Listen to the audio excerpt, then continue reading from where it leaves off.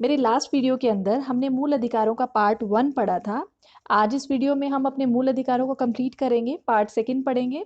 देखिए, last video के अंदर मैंने आपको बताया था कि संविधान के पार्ट 3 के अंदर अनुच्छेद 12 से लेकर अनुच्छेद 35 तक मूल अधिकारों के बारे में लिखा गया है।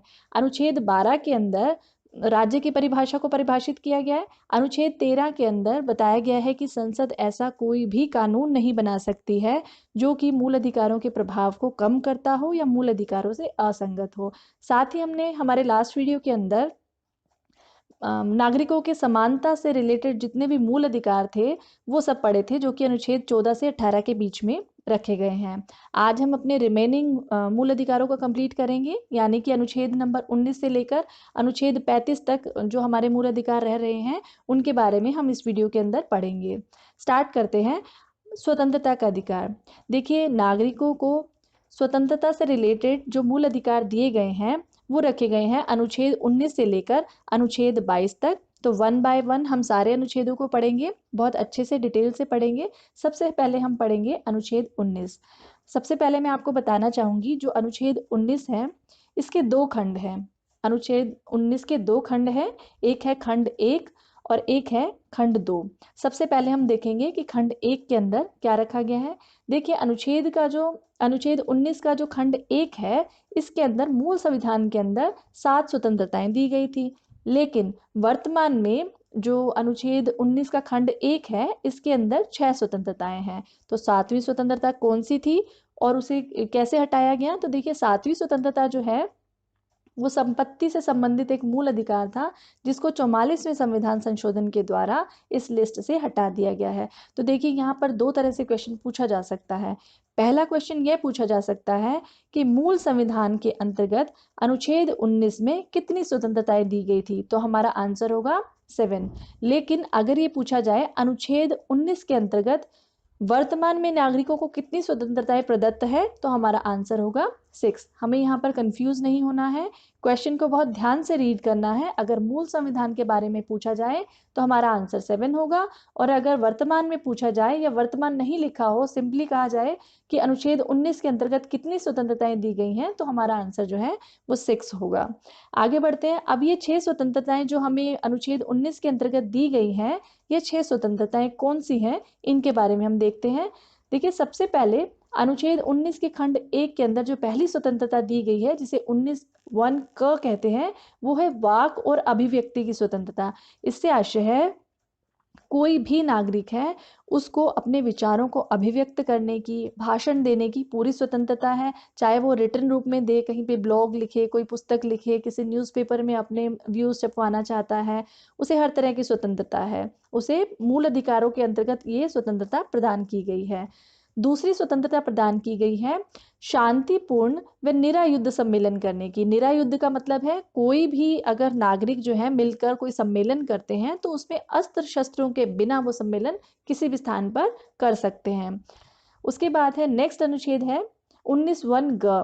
तीसरी स्वतंत्रता जो दी गई है अनुच्छेद 19 के अंतर्गत, वो है संगठन, समिति या सहकारी समिति बनाने की स्वतंत्रता। कोई भी अपने समूह बना सकते हैं। हम देखते हैं बहुत सारी कंपनीज के अंदर मजदूर अपने संघ बना लेते हैं अपनी डिमांड्स को रखने के लिए। इस तरह से जितने भी शिक्षक हैं, चाहे वो प्राइवेट में हो या गवर्नमेंट में हो, शिक्षकों का अपना एक संघ होता है। आरएएस ऑफिसर्स हैं, वो अपनी एक अलग से संघ बनाकर चलते हैं, ताकि वो अपनी मांगों को या अपने अधिकारों को अधिक मजबूती से अपनी ऑर्गेनाइजेशंस के सामने रख सकें। तो ये भी उनका एक तरह से मूल अधिकार है, संघ या समितियां बनाने का। अगली जो स्वतंत्रता दी गई है अनुच्छेद 19 के अंतर्गत, वो है कोई भी भारत का जो नागरिक है देश में किसी भी स्थान पर अबाध रूप से, यानी बिना किसी बाधा के कहीं पर भी आ जा सकता है, भ्रमण के लिए जा सकता है। अनुच्छेद 19 के अंतर्गत 5वीं स्वतंत्रता है निवास की स्वतंत्रता। भारत में किसी भी स्थान पर रहने और बसने की स्वतंत्रता है। पहले कश्मीर जो है इसका एक अपवाद था, लेकिन जब से अनुच्छेद 370 हटा दिया गया है, तब से कश्मीर भी है वो भारत के दायरे में आ गया है। तो अब वहां पर भी जाकर कोई भी नागरिक बस सकता है। देखिए, हमने ऊपर बताया था कि एक स्वतंत्रता को अनुच्छेद 19 में से हटा दिया गया है। तो उस स्वतंत्रता कौन सी है? वो अनुच्छेद 19 के खंड 1 में च स्थान पर रखी गई थी। वो क्या था? संपत्ति के अर्जन, धारण और व्ययन की स्वतंत्रता जो है उसे समाप्त कर दिया गया है। तो हमें ध्यान रखना है, अगर थोड़ा सा भी क्वेश्चन घुमाकर पूछा जाता है तो इस तरह से पूछा जा सकता है, अनुच्छेद 19 के तहत कौन सी स्वतंत्रता को 44वें संविधान संशोधन के द्वारा हटा दिया गया है? अनुच्छेद 19 क, अनुच्छेद 19 ख, ग या च? तो हमें च पे क्लिक करना है। आगे बढ़ते हैं। आखिरी स्वतंत्रता, जो छठी स्वतंत्रता अनुच्छेद 19 के अंतर्गत दी गई है, वो है रोजगार या जीविका की स्वतंत्रता, यानी कि भारत में रहने वाले किसी भी नागरिक को वह कोई भी व्यवसाय करके अपना जीवन यापन कर सकता है, इसकी उसे स्वतंत्रता है। आगे बढ़ते हैं, अनुच्छेद 20 के बारे में पढ़ते हैं। उससे पहले एक क्वेश्चन है जिसको हम कवर करेंगे। अनुच्छेद 19 वन क के अंतर्गत किन स्वतंत्रताओं को सम्मिलित किया गया है? हमने पीछे देखा, अनुच्छेद 19 वन क जो है उसमें लिखा गया है वाक और अभिव्यक्ति की स्वतंत्रता। तो ये वाक और अभिव्यक्ति की जो स्वतंत्रता है, इसके अंतर्गत कौन कौन सी स्वतंत्रताएं आती हैं? तो ये बहुत इंपॉर्टेंट है, इसलिए इसको मैंने क्वेश्चन बना के डाल दिया है। देखिए, प्रेस की स्वतंत्रता के बारे में बहुत टाइम से चर्चा में चलता है कि गवर्नमेंट कुछ रूल्स लाने वाली थी कि प्रेस जो है कुछ भी, किसी भी पोस्ट के बारे में कुछ भी छाप देते हैं, इसके ऊपर रेगुलेट किया जाना चाहिए। लेकिन साफ न्यायालय के द्वारा इसके बारे में मना कर दिया गया कि प्रेस की स्वतंत्रता जो है मूल अधिकारों के अंतर्गत आती है। तो जो इसके अलावा सूचना का अधिकार जो है, आरटीआई जिसको हम बोलते हैं, वो भी 19 वन के अंतर्गत प्रदान किया गया एक मूल अधिकार है। नकारात्मक मतदान करने का अधिकार, जिसे नोटा के नाम से जाना जाता है, ये भी अनुच्छेद 19 क के अंतर्गत आने वाली स्वतंत्रता है। जानने का अधिकार, चुप रहने का अधिकार, राष्ट्रीय ध्वज फहराने का अधिकार, प्रदर्शन और धरने का अधिकार, ये सारे जो हैं वाक और अभिव्यक्ति की स्वतंत्रता के अंतर्गत ही आते हैं। हड़ताल में बंद का अधिकार जो है अनुच्छेद 1 के अंतर्गत नहीं आता है। आए दिन हम देखते हैं कि लोग हड़ताल तो करते ही हैं, लेकिन साथ ही मार्केट बंद करवा देते हैं, स्कूल कॉलेज बंद करवा देते हैं। तो ये अधिकार जो है मूल अधिकारों के अंतर्गत नहीं आता है। आगे देखिए, हमने 19 वन पढ़ लिया था खंड। अब है अनुच्छेद 19 का जो सेकंड खंड है, उसमें क्या रखा गया है कि राज्यों को उपयुक्त स्वतंत्रताओं पर युक्ति युक्त निर्बंधन का अधिकार है। युक्ति युक्त, अगर राज्य को लगता है कि इन मूल अधिकारों से राज्य में की शांति भंग हो सकती है, तो कुछ समय के लिए वो उन पर पाबंदी लगा सकती है। जैसे कि हम देखते हैं कि आए दिन किसी न किसी शहर के अंदर धारा 144 लगाई जाती है। तो धारा 144 में क्या होता है कि लोग समूह बनाकर खड़े नहीं रह सकते हैं, रैलियां नहीं निकाल सकते हैं, भाषणबाजी नहीं कर सकते हैं। जो चीज़ें मैंने अभी आपको बताई, ये सभी हमें वैसे मूल अधिकार प्राप्त हैं। लेकिन जब धारा 144 लगाई जाती है, तो राज्य जो है हमारी स्वतंत्रताओं पर युक्ति युक्त निर्बंध लगा देता है, यानी कि शांति व्यवस्था को बनाए रखने के लिए कुछ समय के लिए इन स्वतंत्रताओं को पाबंद कर देता है। तो जैसे ही सब कुछ नॉर्मल होता है, तो ये पाबंदियां जो है हटा ली जाती हैं, वापस से मूल अधिकार जो है वो अस्तित्व में आ जाते हैं। आगे बढ़ते हैं, अनुच्छेद 20 के बारे में पढ़ते हैं। अनुच्छेद 20 जो है वो भी स्वतंत्रता के अधिकार के अंतर्गत आता है, क्योंकि हमने पढ़ा था अनुच्छेद 19 से लेकर अनुच्छेद 22 तक सभी स्वतंत्रता के अधिकारों के अंतर्गत ही हम पढ़ रहे हैं। अनुच्छेद 20 के अंदर अपराधों से दोष सिद्धि के संबंध में संरक्षण है। इसका क्या मतलब है? देखिए, हम तीनों खंड पढ़ेंगे तो आप अच्छे से इसको समझ पाएंगे। सबसे पहले अनुच्छेद जो 20 है, इसके अंदर 3 खंड हैं, 20(1), 20(2) और 20(3). अनुच्छेद 20 के खंड 1 में लिखा गया है भूतलक्षी या कार्योत्तर विधियों से संरक्षण। कार्योत्तर का मतलब है कार्य होने के बाद। मान लीजिए कोई व्यक्ति है, वो कोई अपराध करता है, अपराध करने के बाद उस अपराध से संबंधित जो दंड है, उसकी प्रक्रिया बदल दी जाती है संसद के द्वारा या न्यायालय के द्वारा। कोई जो है दंड विधान बदल दिया जाता है, लेकिन उस व्यक्ति को अपराध के समय जो विधि होगी उसी के अनुसार ही दंडित किया जाएगा। सेकंड है अनुच्छेद 20 का खंड 2। खंड 2 में लिखा गया है दोहरे दंड से संरक्षण, यानी कि कोई व्यक्ति है, कोई अपराध करता है, तो उसे किसी एक अपराध के लिए 2 बार दंड नहीं दिया जा सकता है। एक अपराध के लिए केवल 1 बार ही दंडित किया जाएगा। अनुच्छेद 20 के खंड 3 में लिखा गया है आत्म अभिशंसन से संरक्षण, यानी कि कोई भी अपराधी है, उसको अपने आप के विरुद्ध कोई भी प्रूफ देने के लिए बाध्य नहीं किया जा सकता है। तो ये अनुच्छेद 20 है। आगे बढ़ते हैं। आगे है अनुच्छेद 21। ये भी स्वतंत्रता के अधिकार के अंतर्गत है। इसमें है जीवन और दैहिक स्वतंत्रता का संरक्षण। इसके अंतर्गत देखिए, ये B.R. अम्बेडकर ने अनुच्छेद 21 को संविधान का मेरुदंड और मैग्ना कार्टा कहा है। देखिए, मैग्ना कार्टा हमने पिछले वीडियो के अंदर डिस्क्राइब किया था, जहां पर भी अधिकारों की बात होती है मैग्ना कार्टा शब्द आता है। यहाँ पर एक बात ध्यान रखने लायक है, अगर हमसे एमसीक्यू के अंदर, प्रीलिम्स के अंदर पूछा जाता है कि संविधान के किस भाग को मैग्ना कार्टा कहा जाता है, तो हमें लिखना है संविधान के भाग 3 को मैग्ना कार्टा कहा जाता है। लेकिन अगर हमें वहाँ पर डॉक्टर बी आर अम्बेडकर का नाम देखने को मिलता है कि डॉक्टर बी आर अम्बेडकर ने किस अनुच्छेद को मैग्ना कार्टा कहा है, तो हमें लिखना है अनुच्छेद 21 को। तो हम क्वेश्चन की डिमांड के अकॉर्डिंग अपने आंसर को टिक करेंगे, इसमें ध्यान रखना है, कंफ्यूज नहीं होना है। आगे है 44वें संविधान संशोधन 1978 के द्वारा अनुच्छेद 20 और 21 में प्रदत्त दैहिक स्वतंत्रता के अधिकार को आपातकाल के अंदर भी निलंबित नहीं किया जा सकता। हमने पीछे अनुच्छेद 20 पढ़ा था, अनुच्छेद 20 के अंदर दोषों से अपराध सिद्धि के संबंध में था, और अनुच्छेद 21 जो है दैहिक स्वतंत्रता का संरक्षण है। तो ये दोनों स्वतंत्रताएं जो हैं, अगर हमारे आपातकाल या इमरजेंसी की स्थिति होती है, उस टाइम पे भी निलंबित नहीं किया जा सकता है। तो देखिए, दो बहुत इंपॉर्टेंट वाद हैं अनुच्छेद 21 के संबंध में। वो वाद क्या है?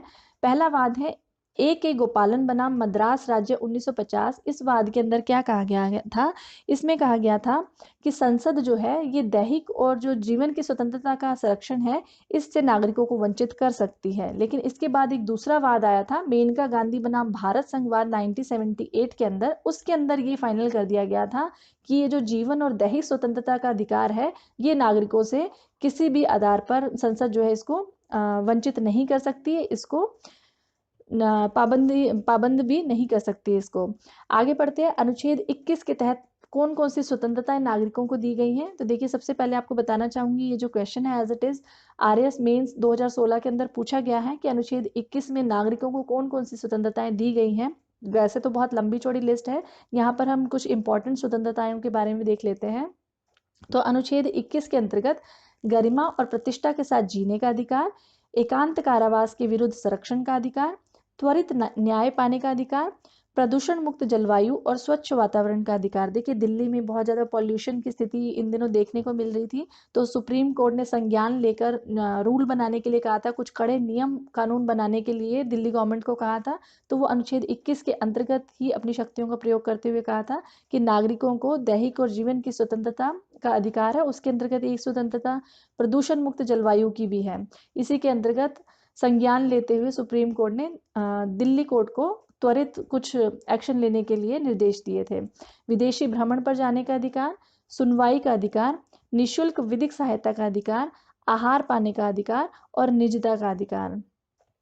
आगे बढ़ते हैं, अनुच्छेद 21 का देखिए, संविधान में 86वें संविधान संशोधन 2002 के द्वारा शिक्षा का मूल अधिकार जो है 21 क के अंदर जोड़ा गया था। इसके अंदर क्या कहा गया था कि 6 से 14 साल की आयु के जितने भी बच्चे हैं, उनको निशुल्क और अनिवार्य शिक्षा का प्रावधान इस अनुच्छेद के द्वारा किया गया था। वैसे तो देखिए, संविधान संशोधन तो 2002 के अंदर कर दिया गया था, लेकिन शिक्षा के मूल अधिकार के क्रियान्वयन के लिए जो विधेयक लाया गया था, शिक्षा का अधिकार विधेयक 2009 में लाया गया था, और राजस्थान के अंदर ये लागू हुआ था 1 अप्रैल 2011 को। ये दोनों ही पॉइंट बहुत इंपॉर्टेंट है, आपको ये डेट्स याद रखनी है कि शिक्षा का अधिकार विधेयक जो है किस ईयर में लाया गया था, तो 2009 के अंदर। ये विधेयक राजस्थान में कब से लागू हुआ था, तो 1 अप्रैल 2011 से। इसके अलावा ये भी इम्पॉर्टेंट डेट है कि 86वें संविधान संशोधन 2002 के द्वारा अनुच्छेद 21 क जो है, अनुच्छेद 21 के अंदर एक और भाग जोड़ा गया था।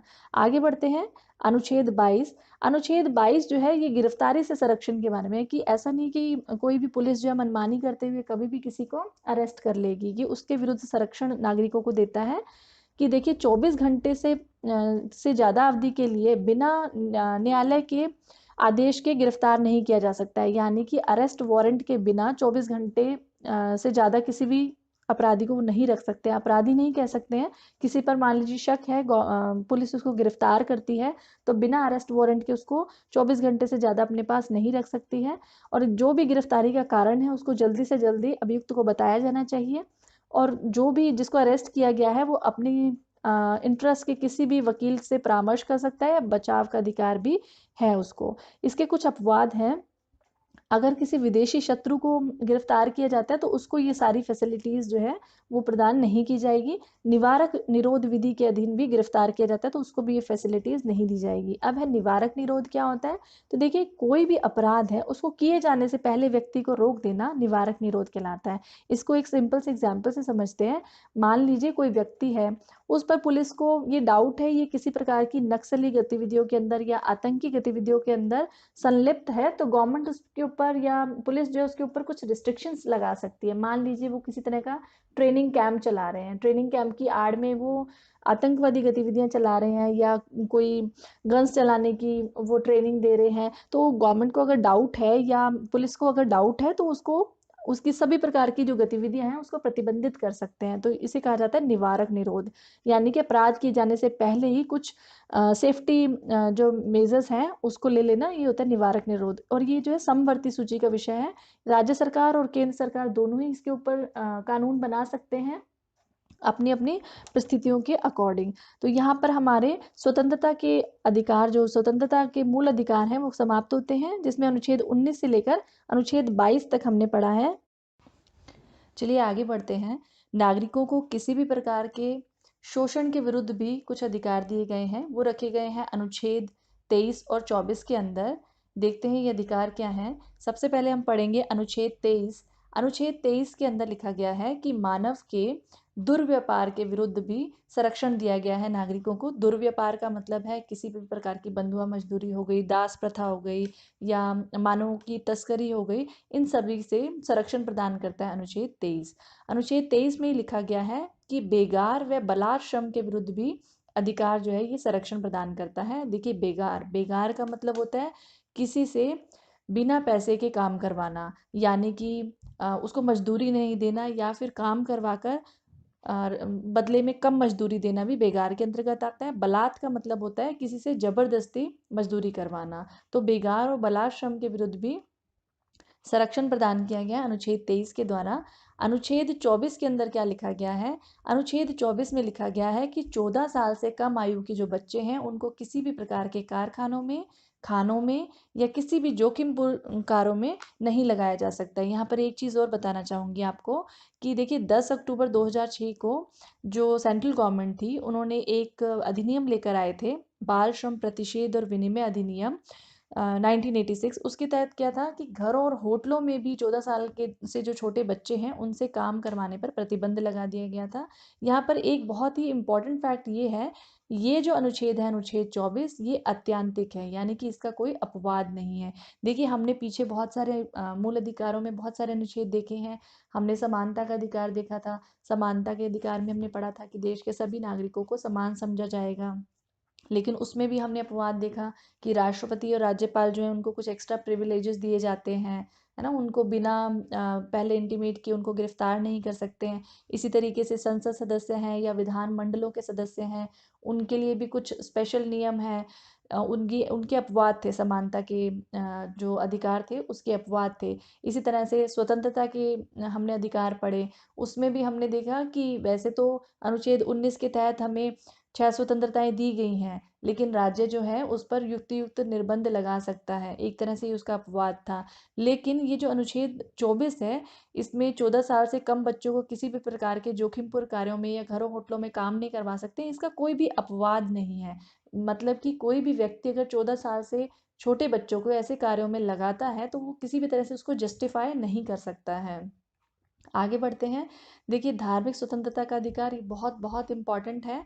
नागरिकों को जो धर्म से रिलेटेड स्वतंत्रताएं दी गई हैं उससे संबंधित जो अधिकार हैं वो रखे गए हैं अनुच्छेद 25 से लेकर अनुच्छेद 28 तक। अब इनमें क्या लिखा गया है देखते हैं। देखिए, अनुच्छेद 25 के अंदर लिखा गया है कि अंतःकरण की और धर्म के अबाध रूप से मानने या प्रचार करने की स्वतंत्रता है, कि हमारे देश का कोई भी नागरिक है, इनफैक्ट देश का नागरिक ही नहीं, देश का हर व्यक्ति, अगर मान लीजिए कोई दूसरे देश का व्यक्ति भी आकर हमारे देश में बस रहा है, ये नागरिकों और अनागरिक दोनों के लिए है ये अनुच्छेद 25 से 28।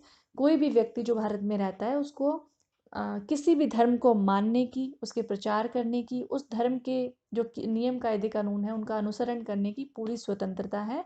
इसमें राज्य का कोई भी इंटरफेरेंस नहीं रहेगा। अनुच्छेद 26 कहता है कि कोई भी जो व्यक्ति है भारत का, उसको अपने धार्मिक कार्यों के प्रबंध की स्वतंत्रता है।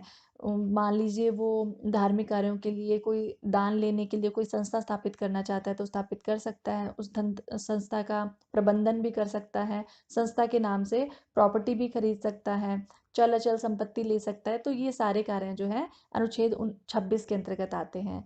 आगे बढ़ते हैं, अनुच्छेद 27। अनुच्छेद 27 के अंदर क्या लिखा गया है कि धार्मिक कार्यों के लिए अगर कोई व्यक्ति व्यय करता है तो वो जो व्यय की गई राशि होगी वो टैक्स से मुक्त होगी, उस पर किसी भी प्रकार का टैक्स जो है व्यक्तियों को नहीं देना होगा।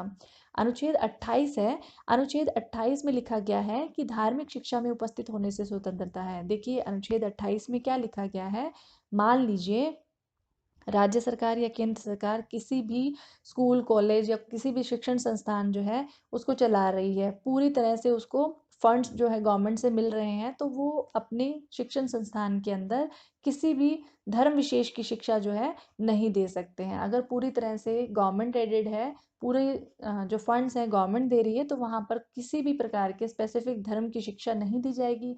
अब दूसरा केस है, मान लीजिए कोई ऐसे शिक्षण संस्थान है जो गवर्नमेंट से कुछ सहायता ले रहे हैं, या फिर ऐसा मान लीजिए कि गवर्नमेंट से मान्यता प्राप्त है, तो वहाँ पर धार्मिक शिक्षा दी जा सकती है, लेकिन वो विद्यार्थियों के जो है सहमति के बिना नहीं दी जा सकती। उनको फोर्स नहीं कर सकते हैं किसी धर्म विशेष की के बारे में पढ़ने के लिए, धार्मिक शिक्षा को ग्रहण करने के लिए।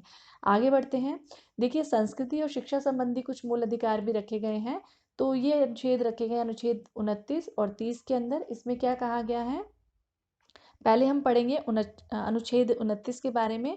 देखिए अनुच्छेद 29 जो है उसमें लिखा गया है प्रत्येक नागरिक को अपनी विशेष भाषा, लिपि या संस्कृति को बनाए रखने का अधिकार है। अब देखिए इसमें क्या है, ये मूलतः जो अनुच्छेद लाया गया है ये अल्पसंख्यकों के लिए लाया गया है। हमारे देश में देखिए बहुत विशाल देश है, अलग अलग संस्कृति के लोग रहते हैं, बहुत सारे आदिवासी संस्कृति के लोग भी यहाँ रहते हैं, जिनकी संस्कृति, भाषा, लिपि हम लोगों से बहुत अलग है। तो जो संविधान है अनुच्छेद 29(1) के द्वारा उनको अपनी भाषा, लिपि और संस्कृति के संरक्षण का पूरा अधिकार देता है। अनुच्छेद 29 के खंड 2 में लिखा गया है, राज्य पोषित या राज्य नीति से सहायता प्राप्त कोई भी शिक्षण संस्थान है, वहां पर धर्म, मूल, वंश, जाति के आधार पर किसी भी व्यक्ति को प्रवेश देने से वंचित नहीं किया जाएगा। अगेन वही बात है कि कोई भी शिक्षण संस्थान है, अगर उसको राज्य मतलब सेंट्रल गवर्नमेंट या स्टेट गवर्नमेंट किसी भी तरह के फंड्स उसको प्रोवाइड करवा रही है, तो वहां पर वो किसी भी धर्म के आने वाले जो विद्यार्थी हैं उनको एडमिशन लेने से मना नहीं कर सकते हैं, यानी कि किसी भी तरह का भेदभाव वहाँ पर नहीं किया जा सकता है। अनुच्छेद 30 में लिखा गया है कि शिक्षण संस्थानों की स्थापना और प्रशासन करने का अल्पसंख्यकों का अधिकार है। देखिए यहाँ पर हमने देखा था प्रत्येक व्यक्ति जो उसको अपनी भाषा और लिपि को बनाए रखने का अधिकार है, तो इसी प्रकार से जो अल्पसंख्यक वर्ग है उनको भी मान लीजिए वो अपने लिपि में या अपनी भाषा की, अपनी संस्कृति के अकॉर्डिंग कोई शिक्षण संस्थान स्थापित करना चाहते हैं, उनको पूरा अधिकार है। वो अपने संस्कृति के अकॉर्डिंग कोई भी शिक्षण संस्थान जो अपनी भाषा के अंदर स्टार्ट कर सकते हैं, उसका पूरी तरह से प्रशासन भी देख सकते हैं। तो अल्पसंख्यक वर्ग जो है उनके हितों की संरक्षण के लिए अनुच्छेद 30 रखा गया है। इसके बाद है अनुच्छेद 32। यहाँ पर आपने नोटिस किया होगा, हमने अनुच्छेद 30 के बाद सीधा अनुच्छेद 32 स्टार्ट कर रहे हैं। तो यहाँ पर एक चीज़ ध्यान रखनी है, अनुच्छेद 31 जो है वो संपत्ति का मूल अधिकार था, जिसे 44वें संविधान संशोधन 1978 के द्वारा हटा दिया गया मूल अधिकारों की सूची से, और उसको अनुच्छेद 300 क के अंदर रखा गया है और इसे एक विधिक अधिकार बना दिया गया है। यानी कि जो संपत्ति का अधिकार है वो अब मूल अधिकारों की श्रेणी से हटा दिया गया है, उसको एक विधिक अधिकार बना दिया गया है। अब पढ़ते हैं अनुच्छेद 32। देखिए ये सबसे इम्पोर्टेंट अनुच्छेद कह सकते हैं मूल अधिकारों में। देखिए मूल अधिकार तो हमें संविधान के द्वारा दे दिए गए हैं बहुत सारे, लेकिन मान लीजिए उन मूल अधिकारों की कोई सुरक्षा की गारंटी ही नहीं हो, तो वो मूल अधिकार किसी काम के नहीं है। तो ये अनुच्छेद 32 जो है इसे भी एक मूल अधिकार बना दिया गया है। ये मेनली जो है सिर्फ मूल अधिकारों का संरक्षण ही प्रदान करता है, मूल अधिकारों की सुरक्षा ही करता है। तो इसे कहा जाता है संवैधानिक उपचारों का अधिकार। इसके पढ़ेंगे इसके बारे में। देखिए B.R. अम्बेडकर जो हैं उन्होंने अनुच्छेद 32 को संविधान की आत्मा या संविधान की प्राचीर कही। देखिए संविधान की आत्मा कहना बहुत बड़ा एक संज्ञा है। संविधान की आत्मा यानी कि इसके बिना संविधान एक तरह से प्राणहीन है, उनके कहने का मतलब था। तो संविधान की आत्मा अगर इसे कहा गया है तो बहुत इम्पोर्टेंट होगा। क्या इसमें प्रावधान किए गए हैं उनको देखते हैं हम। देखिए अनुच्छेद 32 के तहत उपचार केवल उसी व्यक्ति को प्राप्त होगा जिसका मूल अधिकारों का हनन किया गया है। यानी कि अनुच्छेद 32 सिर्फ और सिर्फ मूल अधिकारों के संरक्षण के लिए बनाया गया है। कोई भी और अधिकार जो है इसके अंतर्गत संरक्षित नहीं किए जा सकते हैं। अब है मूल अधिकारों का संरक्षण या अनुच्छेद 32 किस तरह से करेगा, तो देखिए उसके लिए रिट जारी करने का प्रावधान रखा गया है। रिट को हिंदी शब्द जो हिंदी में प्रलेख कहते हैं, ये बहुत पॉपुलर नहीं है, रिट ही जनरली यूज में लाया जाता है। तो लेकिन आपको दोनों शब्द जो है ध्यान में रखने हैं। अब रिट के द्वारा जो है मूल अधिकारों को संरक्षण प्रदान किया जाता है। अब ये रिट क्या है, किस तरह से मूल अधिकारों को संरक्षित करती है, ये हम देखते हैं। सबसे पहले हम देखेंगे कि रिट क्या है। देखिए सबसे पहले जो रिट की संकल्पना है वो ब्रिटिश संविधान से ली गई है। रिट जो शब्द है इसका अर्थ होता है न्याय का झरना। ये प्रीलिम्स में फैक्ट पूछे जा सकते हैं, इसलिए आपको ध्यान रखना है। तो देखिए ये जो रिट की शक्ति है ये जो सुप्रीम कोर्ट को दी गई है वो दी गई है अनुच्छेद 32 के द्वारा, और जो हाई कोर्ट है उसको दी गई है अनुच्छेद 226 के द्वारा। ये बहुत फ्रीक्वेंटली पूछ लिया जाता है, ध्यान रखने हैं दोनों, कि सुप्रीम कोर्ट अनुच्छेद 32 के द्वारा रिट जारी करता है और जो हाई कोर्ट है वो अनुच्छेद 226 के द्वारा रिट जारी कर सकता है। देखिए वैसे तो संविधान के अंदर सिर्फ सुप्रीम कोर्ट और हाई कोर्ट को ही रिट जारी करने का शक्ति प्रदान की गई है, लेकिन संसद जो है वो कोई भी कानून बनाकर अनुच्छेद 323 के अंतर्गत कानून बनाकर किसी दूसरे न्यायालय को भी रिट जारी करने की शक्ति प्रदान कर सकती है। तो ये हमें ध्यान रखना है। आगे बढ़ते हैं। देखिए मूल अधिकारों के संरक्षण का अधिकार ही स्वयं में मूल अधिकार है। इस हेतु संविधान में क्या व्यवस्था की गई है। बहुत बहुत अच्छा क्वेश्चन है ये, एनालिटिकल वे में 100 वर्ड्स के अंदर पूछा जा सकता है किसी भी एग्जाम के अंदर। तो हमें ध्यान रखना है इसका आंसर क्या होगा। देखिए मूल अधिकारों के लिए हमें संविधान के अंदर अनुच्छेद 32 रखा गया है। अब अनुच्छेद 32 जो है मूल अधिकारों का संरक्षण करता है, और ये जो अनुच्छेद 32 है इसे भी मूल अधिकारों की श्रेणी में ही डाल दिया गया है ना। तो इससे तो क्या है, तो इससे तो संविधान में क्या व्यवस्था की गई है, तो हम कह सकते हैं कि इसके लिए जो है न्यायालय जो है 5 तरह की रिट जो है जारी कर सकता है। पहली है बंदी प्रत्यक्षीकरण, परमादेश, प्रतिषेध, उत्प्रेषण और अधिकार प्रेक्षा। अब ये रिट क्या है, किस प्रकार से न्यायालय इसको जारी कर सकते हैं, आगे देखते हैं। देखिए सबसे पहले हम पढ़ेंगे बंदी प्रत्यक्षीकरण। बंदी प्रत्यक्षीकरण शब्द जो है इसका अर्थ है को प्रस्तुत किया जाए, यानी कि कोई भी व्यक्ति जो है उसको जबरदस्ती पुलिस जो है हिरासत में नहीं रख सकती है। मान लीजिए किसी व्यक्ति को गिरफ्तार किया भी जाता है तो बिना मजिस्ट्रेट की परमिशन के 24 घंटे से ज़्यादा पुलिस जो है उसको अपनी हिरासत में नहीं रख सकती है, और जल्दी से जल्दी जिसको गिरफ्तार किया गया है उसको कारण भी बताने होंगे कि आपको किस लिए अरेस्ट किया गया है। ये है बंदी प्रत्यक्षीकरण। दूसरी जो रिट जो है न्यायालय जारी कर सकता है वो है परमादेश। परमादेश का मतलब है हम आदेश देते हैं। हम आदेश देते हैं इसके अंतर्गत क्या है, जो न्यायालय है सुप्रीम कोर्ट या हाई कोर्ट जो है वो कोई भी सार्वजनिक इकाई यानी कि कोई भी पब्लिक ऑफिस है, निगम है, अधीनस्थ न्यायालय है, प्राधिकरण है, या जो सरकार है उनसे उनके कार्यों के बारे में कुछ भी पूछ सकती है। ये कार्य आपने क्यों किया, या इस कार्य को करने के लिए आपने मना क्यों किया, उनकी किसी भी तरह की उनकी ड्यूटीज़ हैं उनसे रिलेटेड कुछ भी प्रश्न जो है परमादेश के द्वारा वो पूछ सकते हैं। लेकिन यहाँ पर एक चीज़ हमें ध्यान रखनी होगी, ये जो परमादेश है, ये जो सेकेंड टाइप ऑफ रिट है, ये सिर्फ और सिर्फ गवर्नमेंट बॉडीज़ के ऊपर ही लागू होती है। ये किसी भी प्राइवेट सेक्टर के किसी भी ऑर्गेनाइजेशन से न्यायालय इस तरह की क्वेश्चनिंग नहीं कर सकती है। ना ही ये राष्ट्रपति या राज्यपाल के विरुद्ध परमादेश लाया जा सकता है। ये जो परमादेश जो रिट है ये सिर्फ और सिर्फ गवर्नमेंट जो ऑर्गेनाइजेशंस हैं वहीं पर लाई जा सकती है। और एक केस और है जहाँ पर ये रिट नहीं लाई जा सकती है। मान लीजिए कोई गवर्नमेंट ऑफिशियल है, कोई ऐसा कार्य कर रहा है जहाँ पर उसको अपने विवेकाधिकार को प्रयोग करना है, यानी कि उसके लिए कोई सेट ऑफ रूल्स नहीं है कि वो कार्य किस तरह से किया जाना है, उसके लिए उसको अपने विजडम का प्रयोग करना है। तो वहाँ पर भी जो न्यायालय है उसको परमादेश के द्वारा उसके लिए उसकी अकाउंटेबिलिटी पे क्वेश्चनिंग नहीं कर सकती है। आगे बढ़ते हैं। तीसरा जो टाइप है रिट का वो है प्रतिषेध। प्रतिषेध का मतलब होता है रोकना। रोकना। सर्वोच्च न्यायालय जो है अपने अधीनस्थ न्यायालयों को अपने न्याय क्षेत्र से उच्च न्यायिक कार्य करने से रोकने के लिए जारी करती है। मान लीजिए सुप्रीम कोर्ट या हाई कोर्ट को लगता है कि उनके अधीनस्थ जितने भी न्यायालय हैं उनमें से कोई न्यायालय अपने क्षेत्राधिकार से बाहर काम कर रहा है, तो उस कार्य को रोकने के लिए वो प्रतिषेध नाम की रिट जारी कर सकता है। यहाँ पे भी एक चीज़ ध्यान रखनी है कि ये जो रिट है सिर्फ न्यायिक और अर्ध न्यायिक प्राधिकरणों के लिए जारी की जा सकती है। देखिए, जो परमादेश था वो सभी तरह के गवर्नमेंट जो ऑफिसेज थे वहां पर लागू की जा सकती थी, भेजी जा सकती थी रिट। लेकिन प्रतिषेध जो है ये सिर्फ न्यायिक और अर्ध न्यायिक टाइप के जितने भी ऑफिसेज हैं सिर्फ वहीं पर जारी किए जा सकते हैं। इसके अलावा हर टाइप के जो ऑफिसेज हैं वहां पर या प्राधिकरण है वहां पर ये रिट जारी नहीं की जा सकती है। नेक्स्ट जो रिट है वो है उत्प्रेषण।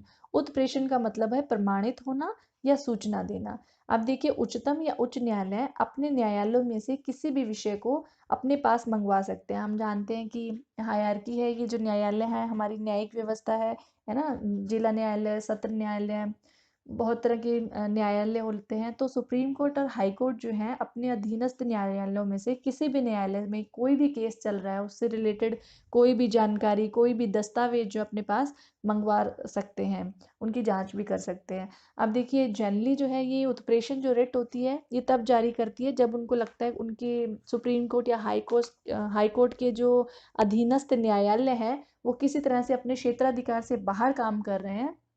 जनरली ये रिट तब जारी की जाती है।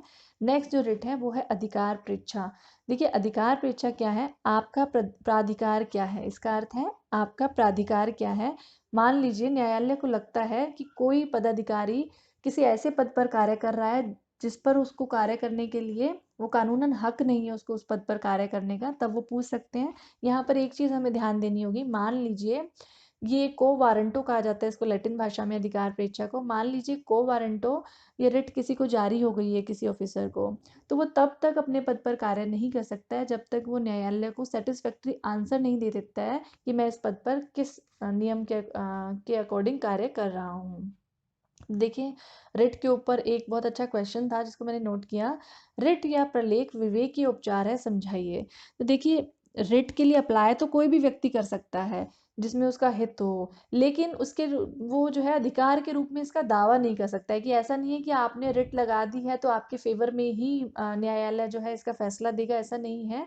न्यायालय तथ्य और परिस्थितियों के अनुसार रिट जारी करने या न जारी करने का निर्णय दे सकता है। कि मान लीजिए, हो सकता है आपने किसी रिट के लिए अप्लाई किया लेकिन न्यायालय को लगता है कि इस पर रिट जारी नहीं की जा सकती है या नहीं की जानी चाहिए, तो ये पूरी तरह से न्यायालय के ऊपर डिपेंड करता है। न्यायालय जो न्यायाधीश हैं उनके लिए विवेकीय उपचार है, तो इसको भी आपको ध्यान में रखना है। आगे बढ़ते हैं, अनुच्छेद 33 के बारे में पढ़ेंगे। देखिए, हमने शुरू में बताया था कि भाग 3 के अंदर अनुच्छेद 12 से लेकर 35 तक मूल अधिकारों से संबंधित है। 12 और 13 हम पहले डिस्कस कर चुके हैं। उसके बाद अनुच्छेद उसके 12 और 13 हम डिस्कस कर लिए थे। अनुच्छेद 14 से लेकर अनुच्छेद 32 तक मूल अधिकार थे 6। उसके बाद अनुच्छेद 33, 34 और 35 पढ़ेंगे हम। अनुच्छेद 33 में क्या लिखा गया है, ये संविधान के भाग 3 का अपवाद गठित करता है। देखिए, संविधान का भाग 3 के अंदर एक अनुच्छेद हमने पढ़ा था, अनुच्छेद 13।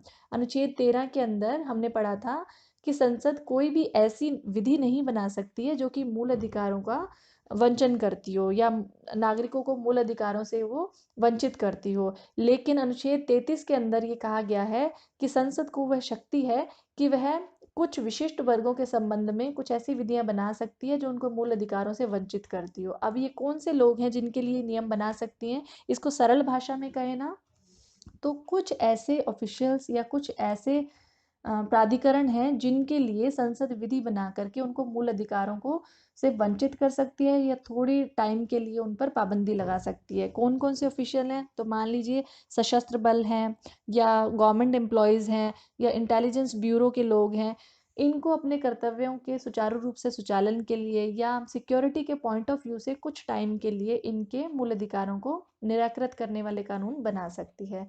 देखिए, अनुच्छेद 23 के अंतर्गत जो शक्ति है वो 33 के अंतर्गत जो शक्ति है वो सिर्फ और सिर्फ संसद को दी गई है, विधानमंडलों को नहीं दी गई है। यानी कि कोई भी राज्य की विधानमंडल इसके ऊपर नियम नहीं बना सकते हैं। अगर नियम बनाना है, किसी के मूल अधिकारों को वंचित करने या पाबंद करने का कोई नियम बनाना है विशिष्ट वर्गों की, तो वो सिर्फ संसद बना सकती है, राज्य सरकार को ये अधिकार नहीं है। आगे पढ़ते हैं अनुच्छेद 34 के बारे में। देखिए अनुच्छेद 34 जो है वो किसी राज्य क्षेत्र में सेना विधि लागू होने पर संसद के कानून बनाने की शक्ति के बारे में। देखिए सेना विधि का मतलब होता है मार्शल लॉ। मार्शल लॉ कब लागू होता है? जब किसी भी राज्य में या राज्य के किसी एक शहर के अंदर या पूरे देश के अंदर आपातकाल लागू होता है। आपातकाल के टाइम पे सेना विधि लागू हो जाती है, यानी कि सशस्त्र बल जो होता है वहां पर आकर पूरा कंट्रोल ले लेता है। राष्ट्रपति पूरा एडमिनिस्ट्रेशन जो है देखता है, वो मार्शल लॉ होता है। तो उस केस के अंदर संसद किस तरह से नियम बनाएगी, वो सारी शक्ति जो है संसद के पास आ जाती है। उन सारों से संबंधित जितने भी नियम कायदे कानून हैं वो अनुच्छेद 34 के अंदर लिखे गए हैं। आगे हम पढ़ते हैं अनुच्छेद 35 के बारे में। देखिए अनुच्छेद 35 में लिखा गया है कि अनुच्छेद 16(3), अनुच्छेद 32(3), अनुच्छेद 33 और 34 इनके अंतर्गत जितने भी विषय हैं और भाग 3 के अधीन जो घोषित अपराध हैं, यानी कि एक हमने पढ़ा था पीछे अस्पृश्यता का अंत। अस्पृश्यता से संबंधित अगर कोई व्यक्ति छुआछूत की तरह बर्ताव करता है किसी दूसरे व्यक्ति से, तो वो दंड संहिता के अंदर आता है। तो इन सब पर कानून बनाने का जो अधिकार है, ये सारे जो हमने पढ़े हैं अनुच्छेद, और इसके अलावा अनुच्छेद 17 भी हो गया, इन पर कानून बनाने का अधिकार सिर्फ संसद को है, स्टेट गवर्नमेंट को नहीं है। ये था अनुच्छेद 32। तो यहाँ पर हमारे जो मूल अधिकार हैं वो समाप्त होते हैं। फिर मूल अधिकारों के कुछ निलंबन के रिलेटेड भी कुछ फैक्ट हैं, वो पढ़ेंगे हम। तो देखिए इसमें लिखा गया है अनुच्छेद 350 के 8 के द्वारा राष्ट्रीय आपातकाल, युद्ध, भारी आक्रमण या सशस्त्र विद्रोह की दशा में राष्ट्रपति अनुच्छेद 19 के तहत जो 6 स्वतंत्रताएं दी गई हैं वो निलंबित हो जाते हैं। इनको देखिए वो स्वतः ही निलंबित हो जाते हैं। यहाँ पर राष्ट्रपति जो है बाय मिस्टेक लिख दिया गया है, तो आपको इसकी तरफ ध्यान नहीं देना है। अनुच्छेद 358 के तहत अगर राष्ट्रीय आपातकाल लागू होता है तो 19(1) के तहत जो हमें 6 स्वतंत्रताएं दी गई हैं वो स्वतः निलंबित हो जाती हैं। अनुच्छेद 359 के अंदर लिखा गया है किसी भी कारण से राष्ट्रीय आपातकाल लागू होने पर राष्ट्रपति एक पृथक घोषणा के द्वारा एक या अधिक मूल अधिकारों को निलंबित कर सकता है। तो हमें ये दो चीजें ध्यान रखनी है। अगर अनुच्छेद 358 के तहत आपातकाल लगाया गया है तो ऑटोमेटिकली अनुच्छेद 19 की स्वतंत्रताएं जो हैं निलंबित हो जाती हैं। और अगर अनुच्छेद 359 के तहत आपातकाल लगता है तो राष्ट्रपति एक या अधिक मूल अधिकारों को निलंबित कर सकता है। लेकिन यहाँ पर एक और फैक्ट है जिसे हमें ध्यान रखना है। अनुच्छेद 20 और 21 जो जीवन जीने की स्वतंत्रता है, उसे उससे जो है राष्ट्रपति भी हमें निलंबित नहीं कर सकता है। ये मूल अधिकार ऐसे हैं जो किसी भी दशा में निलंबित नहीं किए जा सकते हैं। तो यहाँ पर हमारा टॉपिक मूल अधिकार पूरी तरह से कंप्लीट होता है। आई होप आप लोगों ने इसको एंजॉय किया होगा अच्छी तरह से। जो कॉन्सेप्ट पहले आपके समझ में नहीं आते होंगे वो भी आपके क्लियर हो गए होंगे। अगर अभी तक आपने मेरे चैनल को सब्सक्राइब नहीं किया है तो प्लीज़ मेरे चैनल को सब्सक्राइब कीजिए। आप सबका बहुत बहुत धन्यवाद।